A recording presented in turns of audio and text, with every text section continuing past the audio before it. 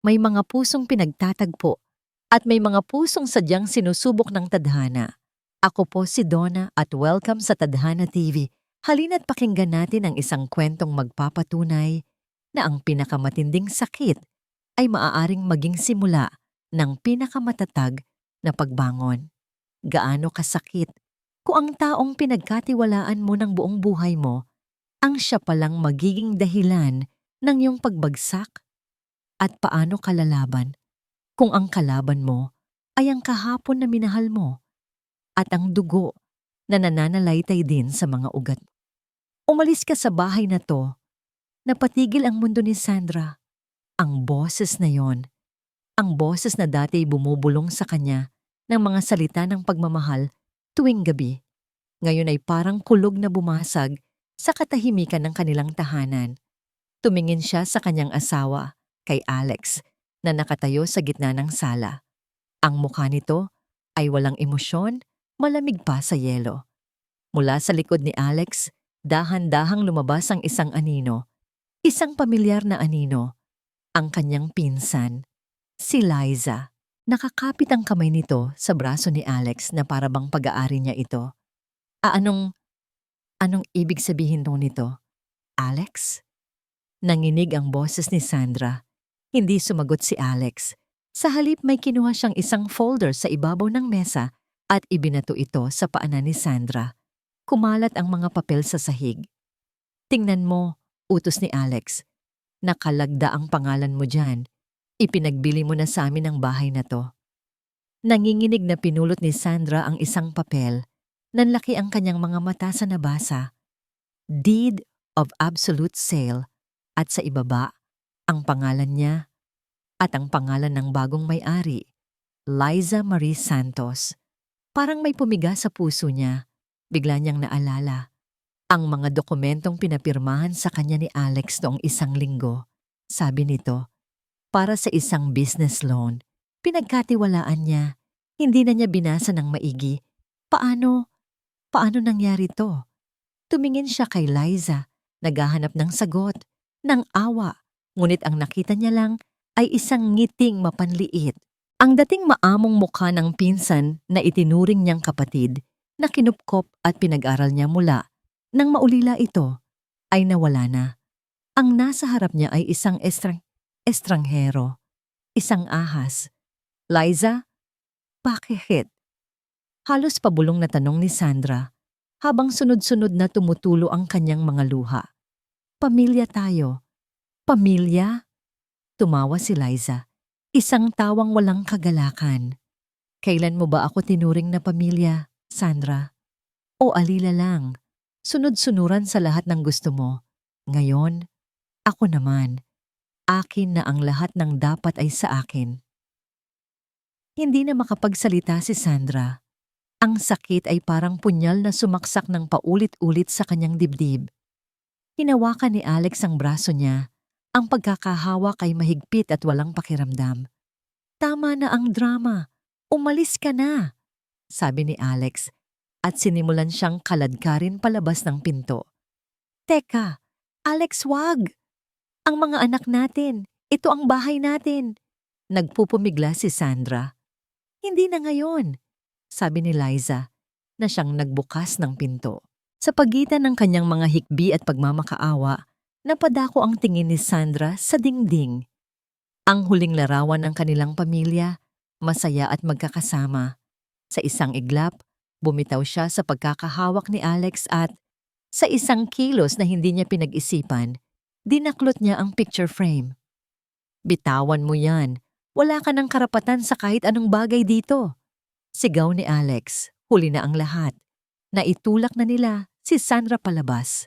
Bumagsak siya sa sementadong sahig sa labas ng kanilang gate. Nabitawan niya ang picture frame. Bumasag ang salamin nito at ang imahe ng kanilang masayang pamilya ay nagkalamat. Kasabay ng pagbasag ng salamin ay ang malakas na pagsara ng pinto. At pagkatapos, isang tunog na hinding-hindi malilimutan ni Sandra.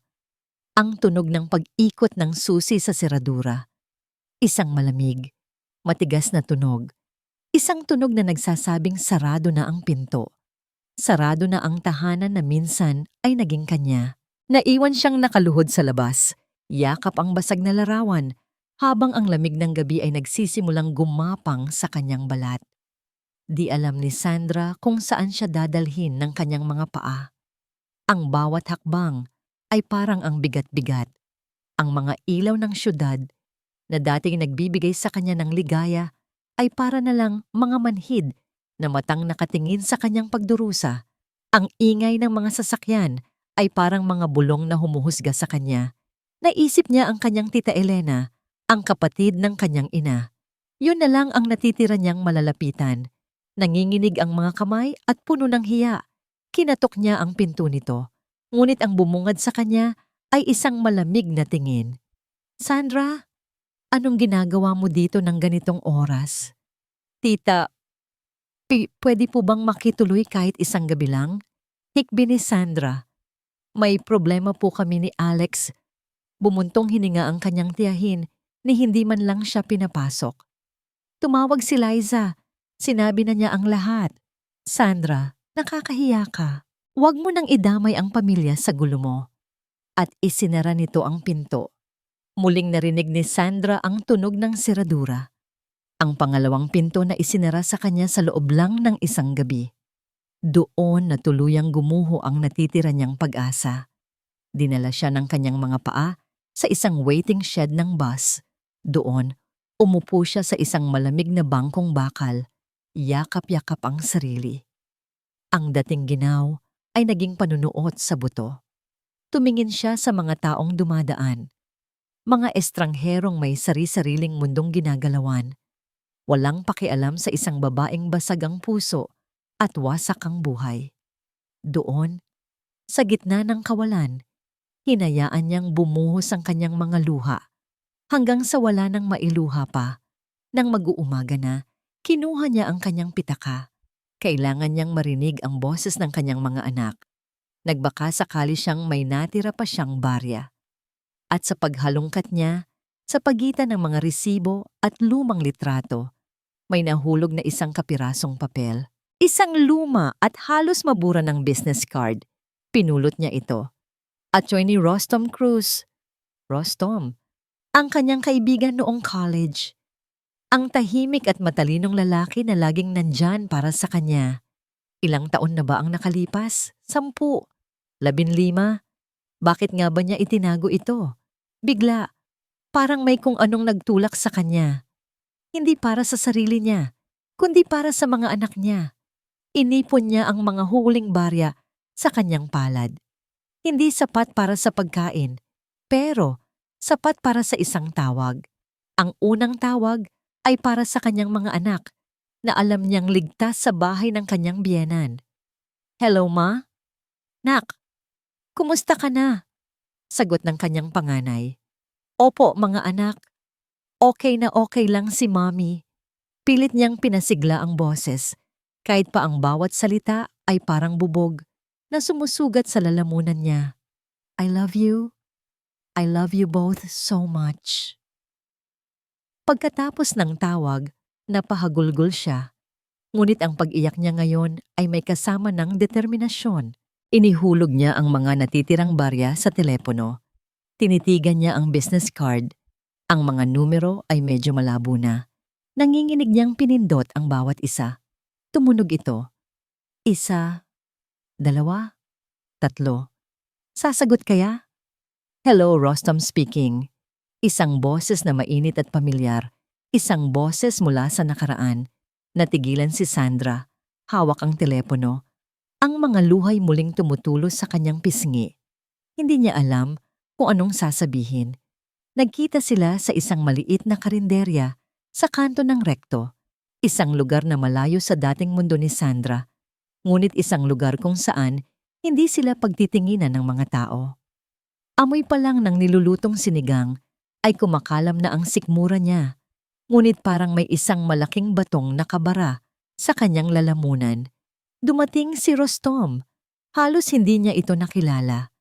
Ang dating payat na binatang laging may hawak na libro ay isa ng lalaking may kumpiyansa sa sarili. Ngunit ang mga mata nito ay ganoon pa rin, mabait at puno ng pangunawa. Sandra! Bati ni Rostom, umupo sa tapat niya. Salamat sa pagtawag. Hindi makatingin ng diretso si Sandra. Nakakahiya. Ang dating Sandra na kilala nito ay masayahin at palaban. Ang Sandra na nasa harap niya ngayon ay isang basahan. Pasensya na sa abala, Rostom. Sabi niya, pinipiga ang isang tissue sa kanyang kamay. Hindi to abala, mahinahong sagot ni Rostom. Sabihin mo sa akin ang lahat. Huwag kang mag-alala. Nakikinig ako. At sa pagitan ng mga hikbi at putol-putol na salita, ikinuwento ni Sandra ang lahat. Ang pagtataksil, ang panloloko sa pirma, ang pagtataboy sa kanya mula sa sarili niyang bahay. Sa buong panahon na yon, hindi nagsalita si Rostom. Nakikinig lang siya. At sa bawat salita ni Sandra, tila mas lalong nagiging seryoso ang kanyang mukha. Nang matapos si Sandra, katahimikan ang namayani. Maya-maya, nagsalita si Rostom.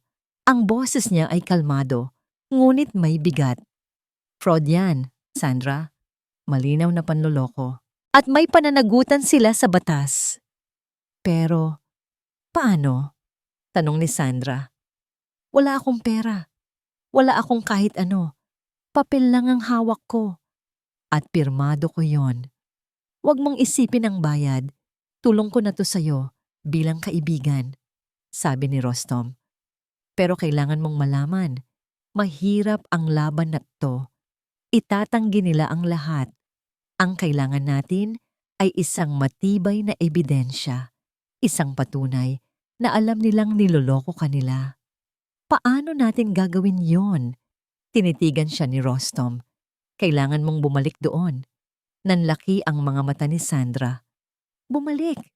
Ayoko na. Hindi ko na kaya. Hindi para makipag-away. Paliwanag ni Rostom. Kailangan mong magmukhang talunan. Kailangan mong ipakita sa kanila na sumuko ka na. Magmakaawa ka kung kinakailangan. Sa ganoong paraan, magiging kampante sila. At kapag kampante na sila, doon sila nagkakamali. Ang ideya ay parang isa na namang sampal kay Sandra. Ngunit sa mga mata ni Rostom, nakita niya ang isang plano. Isang maliit na liwanag sa gitna ng kadiliman. Bago sila umalis, habang nagbabayad sa kahera, pasimpleng nag-order si Rostom ng isa pang kanin at ulam at ipinabalot ito. Inabot niya ito kay Sandra. Kailangan mong magpalakas, sabi lang niya.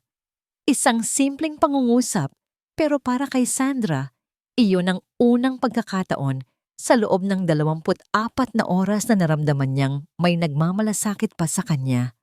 Habang naglalakad siya palayo, bit-bit ang supot ng pagkain at isang bagong pag-asa, biglang nag-vibrate ang kanyang lumang telepono. Isang text message mula kay Liza.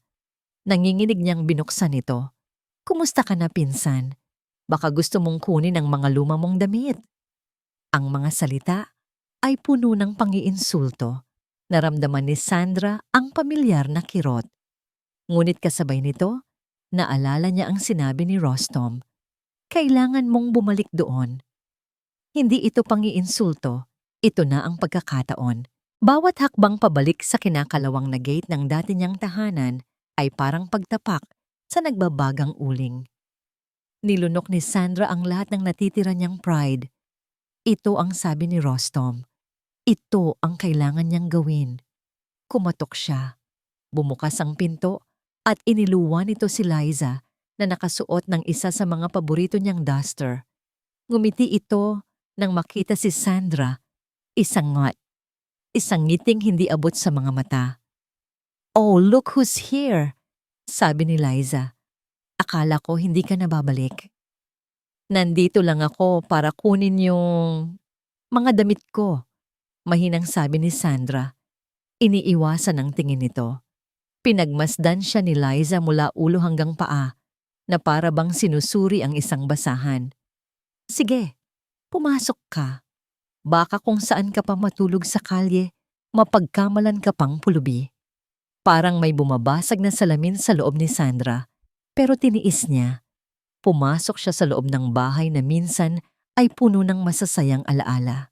Ngayon, ang bawat sulok ay tila nangungutya sa kanya. "Maupo ka muna, pinsan," alok ni Liza na may halong panunuya. "Ipagtitimpla kita ng juice. You look stressed." Ito na ang pagkakataon. Habang si Liza ay nasa kusina, dahan-dahang inilabas ni Sandra ang kanyang telepono. Pumasok siya sa dati niyang kwarto na ngayon ay puno na ng gamit ni Liza. Mabilis niyang inilagay ang telepono sa ibabaw ng isang maliit na mesa, sa likod ng isang plorera. Pinindot niya ang record. Bumalik si Liza na may dalang isang baso ng malamig na juice. "Salamat," sabi ni Sandra. Nanginginig ng bahagya ang kamay. Huminga siya ng malalim. "Liza, ang galing mo." Napakunot noo si Liza. "Anong sinasabi mo?" "Ang galing mo," ulit ni Sandra. Pinipilit ngumiti. "Paano mo nagawa? Paano mo napaniwala si Alex? Paano mo ako napapirma?" Nakita ni Sandra ang pagbabago sa mukha ni Liza. Mula sa pagtataka, ito'y naging pagmamayabang. Lumapit ito at umupo sa tabi niya. "Simple lang," pagmamalaki ni Liza. "Si Alex? Uto-uto yon. Konting lambing at pangako, bibigay na. At ikaw? Masyado kang nagtitiwala. Isiningit ko lang ang deed of sale sa gitna ng mga papeles para sa sinasabi niyong business loan. Alam kong hindi mo babasahin kasi yan ang kahinaan mo. Sandra, masyado kang mabait." Bawat salita ay parang karayom sa puso ni Sandra. Ngunit pinilit niyang tumango na para bang hangang-hanga siya. Kumakabog ang dibdib niya. Sana gumagana ang recorder. Nang makuha na ang ilang gamit sa isang itim na supot, nagpaalam na si Sandra. Pagkalabas niya ng bahay, halos takbuhin niya ang kanto. Nanginginig niyang kinuha ang telepono. Pinindot ang stop at nandoon nga, isang audio file. Tagumpay. Habang naglalakad, mabilis niyang sinubukan isend ang file kay Rostom para sigurado. Habang naglo-load ito, may nakita siyang isang bagay sa loob ng supot na hindi niya namalayan. Ang lumang kwaderno ng kanyang ina. Ang koleksyon nito ng mga recipe, hinaplos niya ang pamilyar na takip.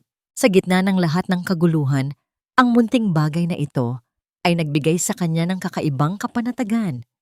Nang matapos masend ang file, bigla siyang may narinig na preno ng sasakyan sa kanyang likuran. Paglingon niya, nanigas siya sa kinatatayuan. Si Alex. Bumaba ito mula sa kanilang lumang kotse at ang mukha nito ay gulat na gulat nang makita siya. "Anong ginagawa mo dito?" Sigaw ni Alex, ang mga matay nanlilisik. Natigilan si Sandra. Ang galit sa mga mata ni Alex ay parang handa siyang saktan. Sa isang iglap, mabilis niyang itinago ang telepono sa loob ng supot, sa ilalim ng mga damit. Kumabog ang kanyang dibdib. Narinig kaya nito ang usapan nila ni Liza? "Nagpunta lang ako para kunin ang mga gamit ko," sagot ni Sandra. Pilit na pinapakalma ang sarili. "Sinungaling! May binabalak ka, no?" Akmang lalapit si Alex nang biglang bumukas ang pinto. "Alex, tama na yan." Si Liza. Ang boses nito ay malumanay. Ngunit ang mga matay matalim na nakatitig kay Sandra. Lumapit ito at hinawakan sa braso si Alex. "Hayaan mo na siya. Di ba yan naman ang gusto mo? Ang umalis na siya?" May ibinulong si Liza kay Alex na hindi narinig ni Sandra. Tila kumalma naman ito. "Umalis ka na. At wag na wag ka nang babalik dito." Huling sabi ni Alex bago sila pumasok ni Liza sa loob at muling isinara ang pinto. Nakahinga ng maluwag si Sandra. Habang naglalakad palayo, naramdaman niya ang pag-vibrate ng telepono. Isang notifikasyon. "File sent successfully." Ngunit ang munting tagumpay ni Sandra ay hindi nagtagal. Hindi man nalaman ni Alex ang tungkol sa recording, naramdaman ni Liza ang panganib. Naging maingat ito at naging masama. Sa mga sumunod na araw, naramdaman ni Sandra ang pagbabago. Ang mga dating kapitbahay na bumabati sa kanya ay bigla na lang umiiwas ng tingin. Ang mga kaibigan na dati niyang nakakausap ay hindi na sinasagot ang kanyang mga tawag. Hanggang sa isang araw, tumawag ang tita Elena niya. Galit na galit. "Sandra, ano bang pinaggagawa mo?" Tumawag si Liza, umiiyak. Sinisiraan mo raw siya at gusto mo raw agawin ang bahay na pinundar nila ni Alex. Wala ka na bang hiya? Doon niya naintindihan. Inunahan na siya ni Liza. Nagkalat ito ng kasinungalingan. Sa kwento ni Liza, siya ang biktima. Isang kawawang pinsan na tinutulungan lang ang kanyang asawa laban sa isang asawang selosa at mukhang pera. At ang mga tao, mas pinaniwalaan nila ang mga luha ng ahas kaysa sa tahimik na sakit ng biktima. Ang bigat sa dibdib ni Sandra ay halos hindi na niya makaya. Ngayon, hindi lang siya nawalan ng asawa at tahanan, nawalan na rin siya ng karangalan. Isang hapon, habang nakaupo siya sa labas ng tinutuluyan niyang maliit na kwarto, lumapit sa kanya si Aling Nita, ang kapitbahay na kilala sa buong barangay bilang numero 1 tsismosa. Inaasahan na ni Sandra ang masasakit na salita. Ngunit sa halip na manghusga, naglapag si Aling Nita ng isang maliit na plato ng mainit na pansit sa tabi niya. "O, kumain ka muna," sabi ng matanda. Napatingin si Sandra, nagtataka. "Huwag kang maniwala sa mga chismis," dagdag pa ni Aling Nita habang nakatingin sa malayo. "May mga mata ang mga pader at may mga tainga ang lupa. Alam ko ang nakikita ko at naniniwala ako sa'yo." Hindi na napigilan ni Sandra ang kanyang mga luha.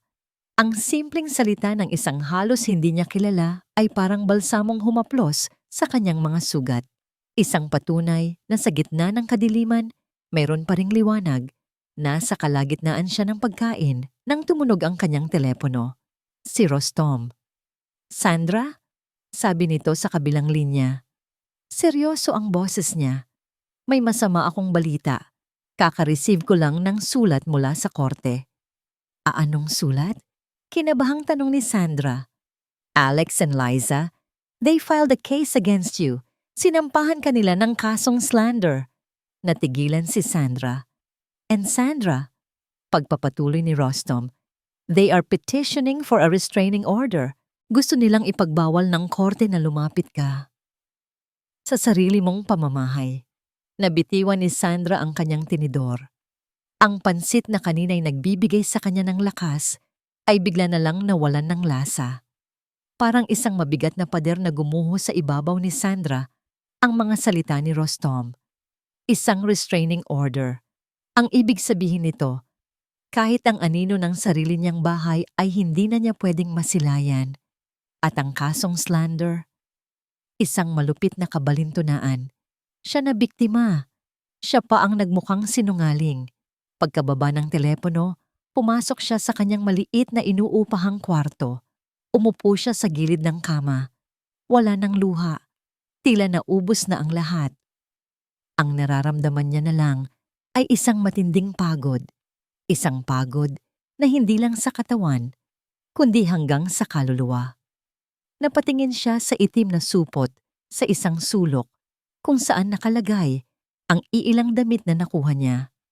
Kinuha niya ito at inilabas ang laman. At doon, sa ilalim ng mga luma niyang bestida, nandoon ang kwaderno ng kanyang ina. Kinuha niya ito. Ang takip ay medyo kupas na, ang mga pahina ay naninilaw na sa katagalan. Nang buksan niya ito, amoy niya pa rin ang pamilyar na samyo ng lumang papel at ng mga paborito niyang lutuin. Binuklat niya ang mga pahina. Adobong manok sa gata, sinigang na baboy sa sampalok, kare-kare. Bawat recipe ay may kasamang alaala. Naalala niya ang kanyang ina, nakangiti sa kusina, habang tinuturuan siyang maghiwa ng sibuyas. Ang init ng yakap nito, ang mga halik nito sa kanyang noo. Sa gitna ng kanyang pagmumuni-muni, may napansin siyang kakaiba sa gilid ng pahina para sa adobo. Isang sulat kamay na hindi recipe, maliit at maayos ang pagkakasulat. Ang paggalang sa sarili ay parang asin. Pag nawala, kahit anong sarap ng luto mo, matabang pa rin. Napakunot noo si Sandra. Binuklat pa niya ang ibang pahina. Sa recipe ng sinigang may isa pa. Huwag kang matakot sa asim ng buhay, anak. Yan ang nagpapatibay sa'yo. Habang binabasa niya ang mga nakatagong sulat sa pagitan ng mga listahan ng sangkap at paraan ng pagluto, nagsimulang manubig ang kanyang mga mata. Hindi ito isang simpleng recipe book. Ito ay isang manual. Isang manual kung paano mabuhay. Isang koleksyon ng mga aral na inipon ng kanyang ina. At sa huling pahina, sa likod ng recipe para sa paborito niyang leche flan, nandoon ang isang mensaheng tila isinulat para mismo sa kanya, para sa sandaling ito. Anak, ang pag-iyak ay para sa unang gabi lang. Sa umaga, bumangon ka at lumaban. Hinigpitan ni Sandra ang hawak sa kwaderno. Niyakap niya ito na parang ang kanyang ina mismo ang kayakap niya. Ang mga salitang yon, parang gamot na humilom sa kanyang pagod na kaluluwa. Ang bigat sa kanyang dibdib ay tila bahagyang gumaan. Hindi pa tapos ang laban. Ang restraining order, ang kaso, ang mga chismis, mga pagsubok lang ang mga ito. Mga sangkap sa isang masalimuot na recipe. At tulad ng kanyang ina, kailangan niyang matutong timplahin ang lahat para sa huli, mananaig pa rin ang tama. Pinunasan niya ang kanyang mga luha. Tumayo siya, puno ng bagong determinasyon. Sakto namang may kumatok sa kanyang pinto. Pagbukas niya, si Aling Nita. Ngunit iba ang itsura nito ngayon. Hindi na ito ang palangiting kapitbahay. Seryoso ang mukha nito at may bakas ng pag-aalala. Sandra, sabi nito sa mahinang boses, may kailangan akong sabihin sa'yo. Importante. Ano po yon, Aling Nita? Tumingin muna ang matanda sa kaliwat kanan na para bang sinisigurong walang nakikinig. Tungkol sa araw na nakita ko si Alex at si Liza. Pinapasok ni Sandra si Aling Nita sa kanyang masikip na silid. Umupo ang matanda sa nag-iisang upuang plastik. Noong 1 linggo pa ito, bago pa pumutok ang lahat ng gulo, panimula ni Aling Nita, maaga akong namalengke noon at sa may kanto, sa tapat ng building kung nasaan ang opisina ng mga abogado, nakita ko ang kotse ni Alex. Bumaba siya, kasama si Liza. Kumunot ang noo ni Sandra. Abogado? Oo, at hindi lang basta-bastang abogado. Sa itsura pa lang, pagpapatuloy ng matanda. Ang ganda ng opisina at ang abogado na sumalubong sa kanila, nakita ko.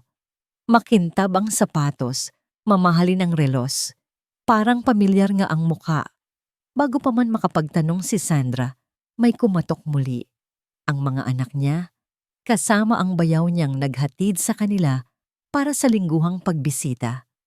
Agad na nagliwanag ang mukha ni Sandra.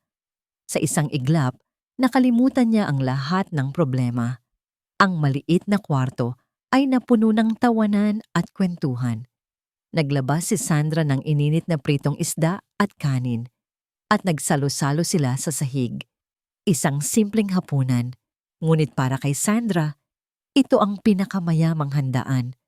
Habang kumakain, inabutan siya ng bunso niyang anak ng isang papel. Mommy, para sa'yo, sabi ng bata. Isang drawing niya na may kapa at nakataas ang isang kamay. Sa ilalim, nakasulat, Mommy is a superhero. Hindi niya napigilan ang luhang pumatak sa kanyang pisngi. Mabilis niya itong pinunasan bago pa makita ng mga anak niya. Niyakap niya sila ng mahigpit. Ito ang dahilan kung bakit siya lumalaban. Pagkaalis ng mga bata, puno ng bagong lakas si Sandra. Tinawagan niya si Rostom at ikinuwento ang sinabi ni Aling Nita.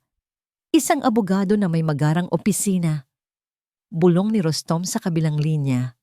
May ideya ako kung sino yan. Maraming ganyang buhaya sa profesyon namin, pero mahirap patunayan kung walang resibo o dokumento. Sandali, sabi ni Sandra, habang pilit inaalala ang pag-uusap nila ni Aling Nita kanina. May isa pa siyang sinabi. Pagkatapos daw sa opisina ng abogado, nakita niya rin silang pumasok. sa isang sanglaan. Sanglaan, a pawn shop? Pagtataka ni Rostom. Bakit sila pupunta doon? Katahimikan. Pareho silang nag-iisip. Sandra, sabi ni Rostom, may ipapadala ako sa iyong litrato. Tingnan mo kung ito yung lalaking sinasabi ni Aling Nita. Ilang sandali lang. Nag-vibrate ang telepono ni Sandra. Isang picture message. Nanginginig niyang binuksan ang litrato. Nanigas siya. Ang lalaki sa litrato, ang abogadong may mamahaling relos. Siya ang lalaking ipinakilala sa kanya ni Alex at Liza 2 linggo na ang nakalipas. Ang lalaking sinabi nilang financial consultant na tutulong daw sa kanilang business loan. Ang lalaking nakangiting nag-abot sa kanya ng ballpen para pirmahan ang mga papeles ng katapusan niya. Siya nga, Rostom. Sigurado ako. Nanginginig ang boses ni Sandra sa telepono. Siya ang kasabwat nila. At Chimway DeMarco, sabi ni Rostom, may diin sa bawat salita. Kilala sa pagiging magaling at sa pagiging marumi. Ngayon, may punto na tayong mapanghahawakan. Anong gagawin natin? Gagamitin natin ang takot nila laban sa kanila. Paliwanag ni Rostom. Sandra, may tiwala ka ba sa Tita Elena mo? Nag-alinlangan si Sandra. Hindi ko alam. Pagkatapos ng ginawa niya, kailangan natin ng isang taong makakapagkalat ng balita. Isang taong sigurado tayong makakarating agad kay Liza ang sasabihin. Kahit pagalit siya sa'yo, pamilya pa rin kayo. Makikinig si Liza. Naintindihan ni Sandra ang plano. Isang masakit na sugal, pero kailangan nilang gawin. Kinabukasan tinawagan ni Sandra ang kanyang tiyahin. Umiiyak. Nagmamakaawa. Tita, tulungan niyo po ako. Hikbi niya. Wala na po akong magawa. Pero may nakakita po sa kanila. May testigo po ako. Nakita niya lahat. Ang pagpunta nila sa abogado. Lahat-lahat. Anong testigo? Tigilan mo na yung mga kasinungalingan mo, Sandra. Hindi po ito kasinungalingan, tita. At pupunta na po kami sa pulis bukas. Sinadya niyang lakasan ng boses na para bang desperado na siya. Pagkatapos ay mabilis niyang ibinaba ang telepono, hindi na hinintay ang sagot. Tahimik, naghihintay. Iyon ang pinakamahabang araw sa buhay ni Sandra. Bawat tunog ng sasakyan sa labas, bawat kaluskos ay nagpapakaba sa kanya. Gagana kaya ang pain? Samantala, sa opisina ni Rostom, isa pang pain ang inihahanda. Sa tulong ng isang kaibigan na private investigator, nakuha nila ang numero ni Atty. DeMarco. Isang tawag lang ang kailangan, isang pagkakamali. Gabi na nang mangyari ito. Nasa bahay pa rin si Sandra, hindi mapakali. Biglang tumawag si Rostom. Listen, sabi lang nito. At sa kabilang linya, narinig ni Sandra ang isang recording. Ang boses ni Liza, nanginginig at puno ng takot. At Atty. DeMarco? Si Liza to. May problema. Malaking problema. Calm down, Miss Santos. Anong problema? Sagot ng aroganteng boses ng abogado. Si Sandra, may testigo raw siya. Alam na niya ang lahat. Pupunta raw siya sa pulis bukas. Narinig ni Sandra ang pagtawa ng abogado. Testigo? Huwag kang mag-alala. Walang maniniwala sa kanya. At kahit pa mayroon, walang silang matibay na ebidensya. At doon, sinabi ni Liza ang mga salitang hinihintay nila. Ang mga salitang magiging pako sa sarili niyang kabaong. Patay tayo! Alam na niya ang tungkol sa pagpeke natin ng mga dokumento. Paano kung malaman nilang peke ang pirma sa logbook ng notaryo? Paano kung malaman nilang tayo ang nag-withdraw ng pera sa bangko gamit ang pangalan niya? Ate, ayokong makulong. Katahimikan. Hello? Ate, nandyan ka pa ba? Tanong ni Liza. Ngunit wala nang sumagot. Alam na ng abogado na nalaglag na siya sa bitag. Nang matapos ang recording, Narinig ni Sandra ang boses ni Rostom. "Gotcha," sabi nito. Napasandal si Sandra sa pader. Ang mga tuhod niya ay nanginginig, hindi sa takot, kundi sa wakas. Sa wakas, mayroon na silang panalo. Ang gabi bago ang unang pagdinig sa korte ay hindi ordinaryong gabi. Para kay Sandra, ito ay gabi ng taimtim na panalangin. Para naman sa kabilang panig, ito ay gabi ng mga lamat na hindi na kayang pagtakpan. Sa bahay na dati kay Sandra, ang hangin ay mabigat sa amoy ng alak at takot. Hawak ni Alex ang isang baso ng whiskey, ang pangatlo o pang-apat na niya. Nakatingin siya sa kawalan. Ang balita tungkol sa testigo at ang biglaang pananahimik ni Attorney DeMarco ay gumugulo sa kanyang isipan. "Ano ba, Alex? Itigil mo na nga yung pag-inom mo," sigaw ni Liza na kanina pa paikot-ikot sa sala na parang pusang hindi mapakali. "Kailangan nating mag-isip. Kailangan nating tawagan ulit si DeMarco." "Para ano?" Mapait na sagot ni Alex. "Para marinig na naman na wala siyang pakialam? Liza, niloko niya tayo. O baka naman, niloko mo kaming lahat." "Anong sinasabi mo?" Gulat na tanong ni Liza. "Narinig ko kayo noon." Pag-amin ni Alex, ang boses ay bahagyang garalgal dahil sa alak. "Narinig ko noong sinabi mong ako ang bahala sa pagpapapirma kay Sandra, na ako ang dapat gumawa ng paraan. Ginawa ko. Ginawa ko dahil sabi mo, yun lang ang paraan para makabayad ako sa utang ko sa pamilya mo, para sa utang na loob." "At anong masama doon? Tinulungan ka namin." "Tinulungan o binulag?" Tumayo si Alex, ang mga matay namumula. "Mahal ko si Sandra, Liza. Oo, nagkamali ako. Pero hindi ko gustong mawala siya ng ganito. Hindi ko gustong sirain ang pamilya ko ng ganito." Sa kauna-unahang pagkakataon, nakita ni Liza ang pag-aalinlangan sa mga mata ni Alex. Isang maliit na lamat na maaaring maging sanhi ng pagguho ng lahat ng pinaghirapan niya. Samantala, sa maliit na kwarto ni Sandra, tahimik ang kapaligiran. Nakaupo siya sa sahig, sa liwanag ng isang maliit na lampara. Hindi siya natatakot. Hindi na. Sa harap niya ay ang kwaderno ng kanyang ina. Bukas sa huling pahina, paulit-ulit niyang binabasa ang mga salita. "Bumangon ka at lumaban." Kinuha niya ang basag na picture frame. Dahan-dahan niyang inalis ang luma at may lamat na larawan ng dati niyang pamilya. Itinabi niya ito ng maayos sa isang kahon.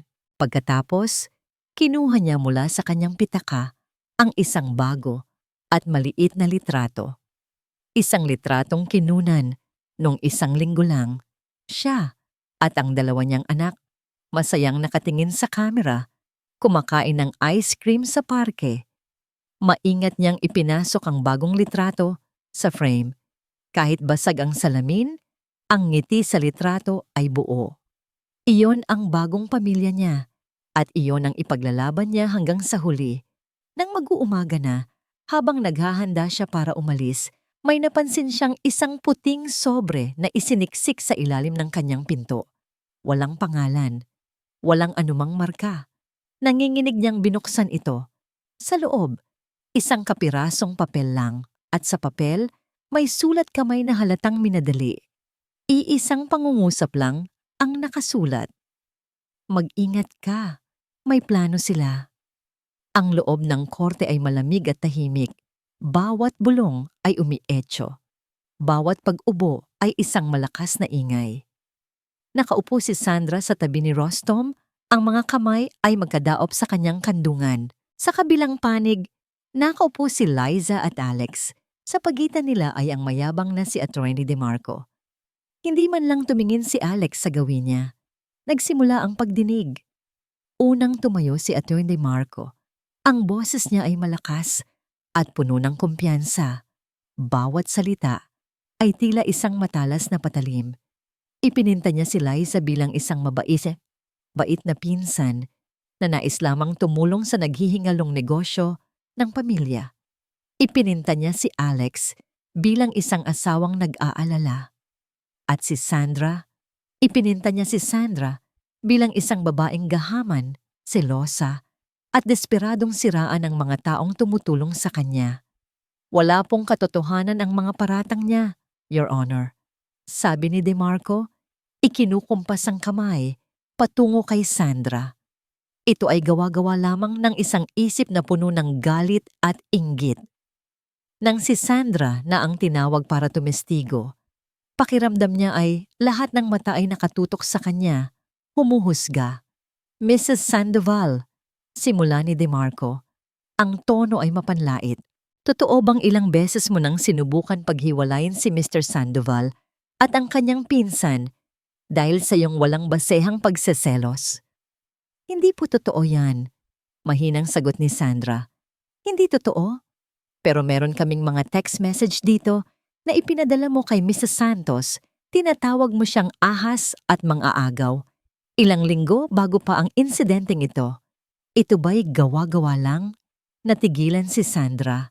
Totoo ngang nagpadala siya ng mga ganoong mensahe sa bugso ng kanyang galit nang una niyang maramdaman ang kanilang kalapitan. Pero yun ay kinuha sa ibang konteksto, ginagamit laban sa kanya.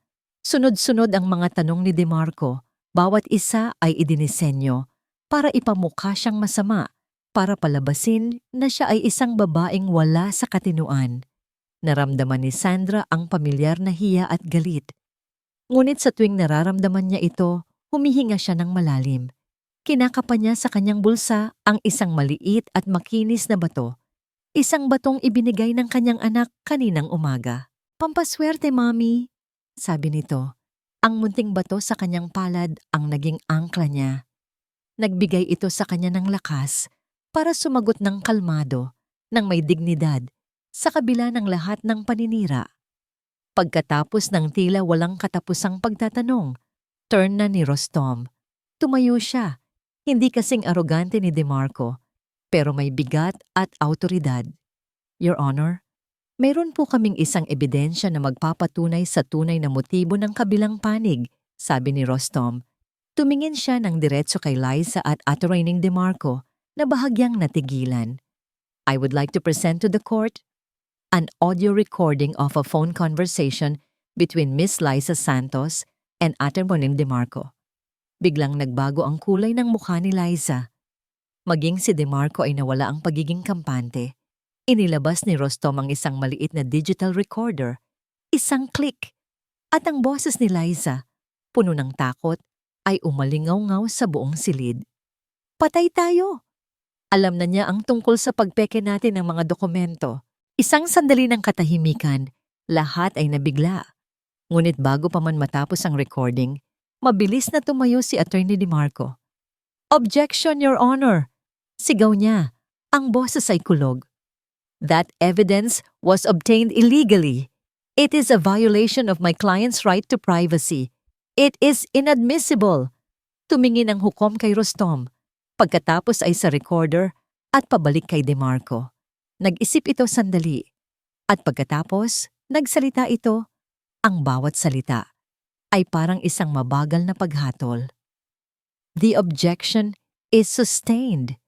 Isang kolektibong buntong hininga ng kabiguan ang maririnig mula sa panig ni Sandra. Para bang ang huling sinag ng pag-asa ay bigla na lang pinatay. Ngumiti si Attorney DeMarco, isang nangiting tagumpay. Si Liza naman ay nakahinga ng maluwag.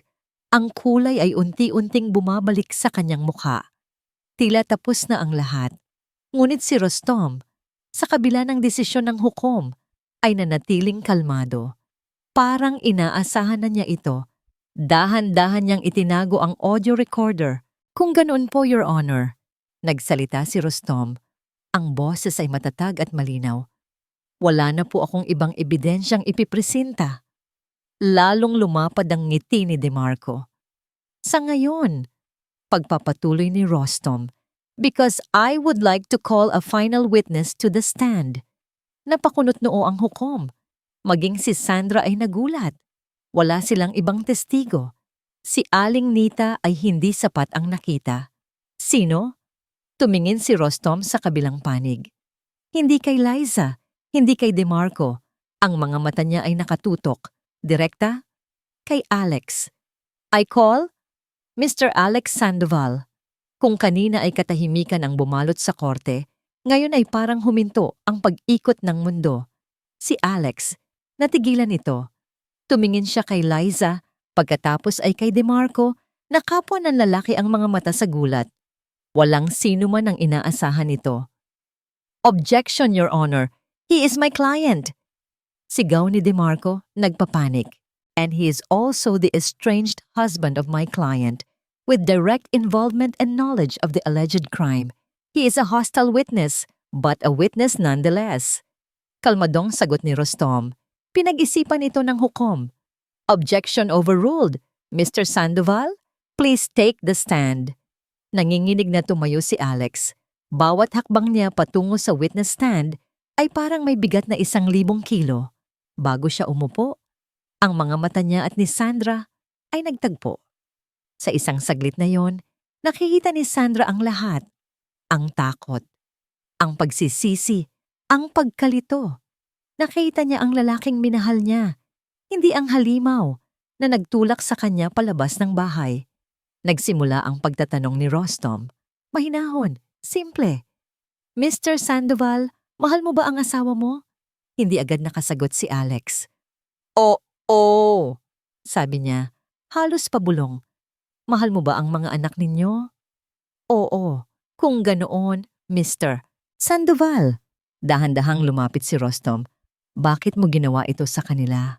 Bakit mo niloko ang asawa mo para pirmahan ang isang dokumento na mag-aalis sa inyong mga anak ng kanilang nag-iisang tahanan?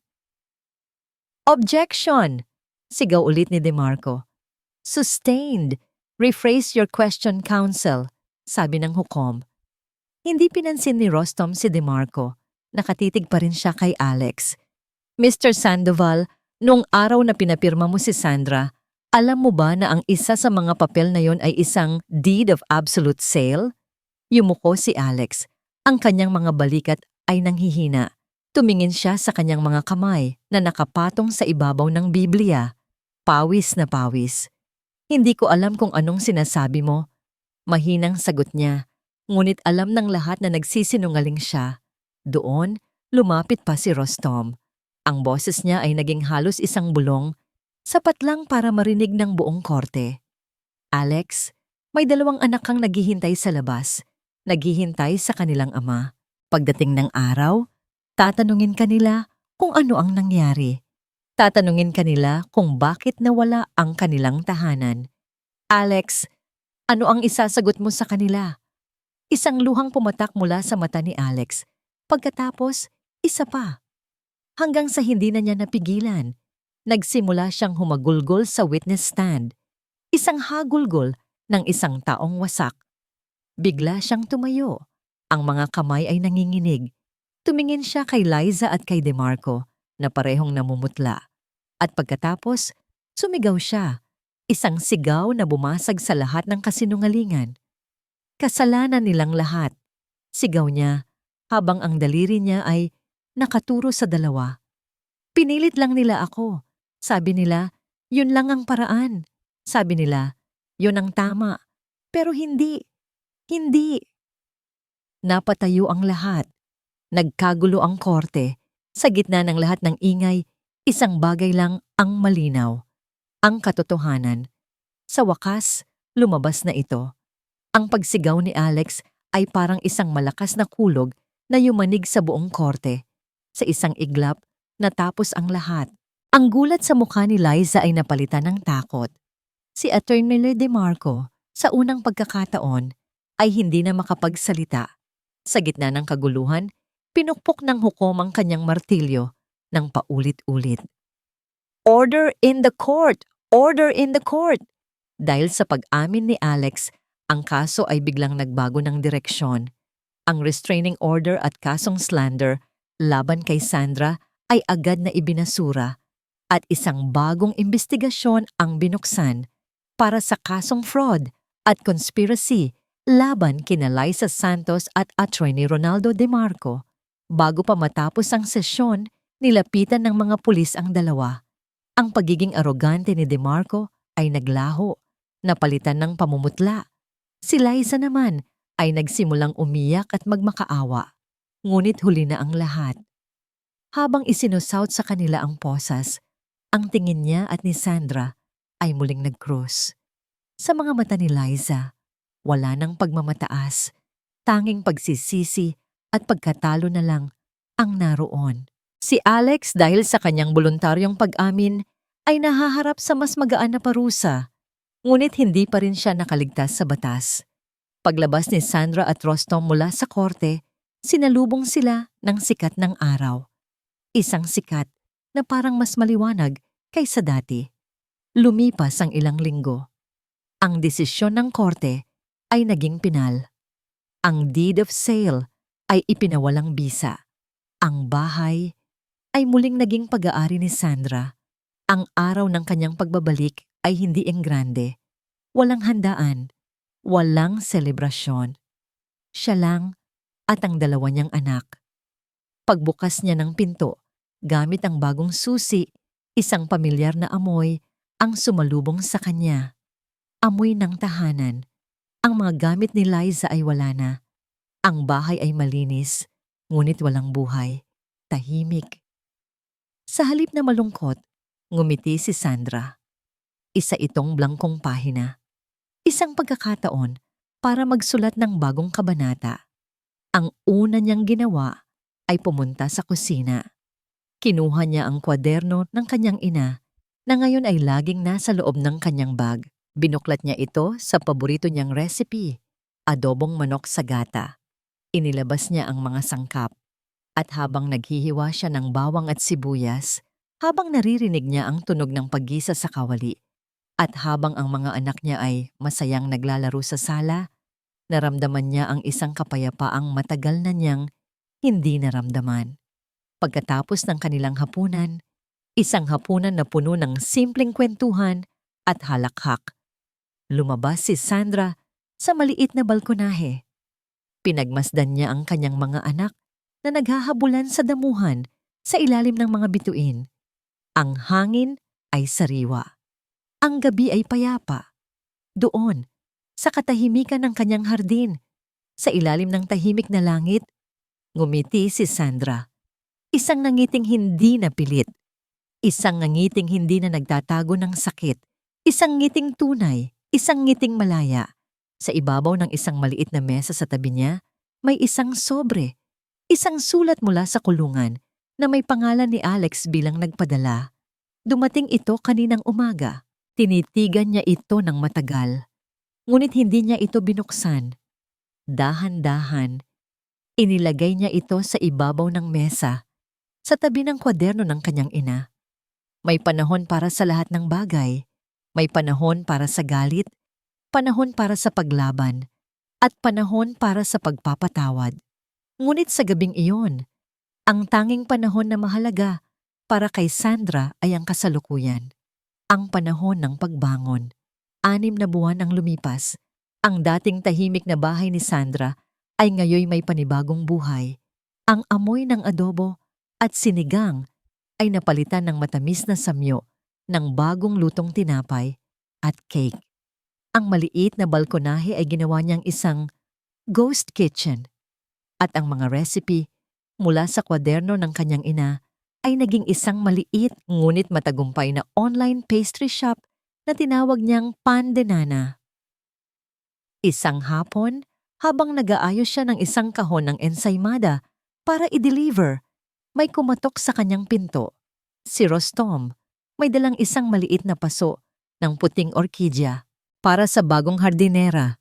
Nakangiting bati nito. Salamat, Rostom. Tamang-tama. Kailangan ng konting kulay ng hardin ko. Sagot ni Sandra habang pinupunasan ang mga kamay na may bahid ng harina. Naupo sila sa labas, sa parehong balkonahe kung saan niya unang naramdaman ang kapayapaan. Naging matalik silang magkaibigan. Ang kanilang mga pag-uusap ay hindi na tungkol sa kaso, kundi tungkol sa mga pangarap, sa mga bata, at sa mga simpleng bagay sa buhay. Nga pala, sabi ni Rostom, nakatanggap ako ng balita. Si Liza Tinanggap niya ang plea bargain. Mukhang nagsisisi na talaga. Tumango lang si Sandra. Wala nang galit sa puso niya. Tanging awa na lang. Nang makaalis si Rostom, napako ang tingin ni Sandra sa isang lumang sulat na nakapatong pa rin sa mesa sa loob ng bahay, sa tabi ng kwaderno ng kanyang ina. Ang sulat mula kay Alex. 6 na buwan na niya itong hindi binubuksan. Ngayon, naramdaman niyang handa na siya. Kinuha niya ito. Dahan-dahan niyang pinunit ang sobre. Ang sulat kamay ni Alex ay magulo. May mga bahid ng tila na tuyong luha. Sa sulat, inamin ni Alex ang lahat. Ang kanyang kahinaan, ang kanyang pagkakamali, ang kanyang malaking pagsisisi. Humingi siya ng tawad, hindi para magkabalikan sila, kundi para sa sarili niyang kapayapaan. Isinulat niya na sana, balang araw, mapatawad siya ni Sandra at ng kanilang mga anak. Matapos basahin ang sulat, walang luhang pumatak, walang bigat sa dibdib, tanging isang pakiramdam ng pagtatapos. Itinupi niya ang sulat at itinago ito sa isang kahon kasama ng luma nilang family picture. Isang kabanatang isinara na ng tuluyan. Lumabas siya sa hardin, dala ang paso ng orkidya na bigay ni Rostom. Naghukay siya ng maliit na butas sa lupa at maingat na itinanim ito. Habang dinidiligan niya ang bagong tanim, napangiti siya. Ang pagpapatawad, naisip niya, ay hindi para sa taong nakasakit sa'yo. Para ito sa sarili mo. Ito ang pagbunot sa tinik na matagal nang nakabaon sa iyong puso para bigyan ng espasyo ang isang bagong bulaklak na muling sisibol. Hindi niya alam kung ano ang dala ng bukas. Hindi niya alam kung muli pa siyang iibig. Ngunit sa sandaling iyon, sapat na ang lahat.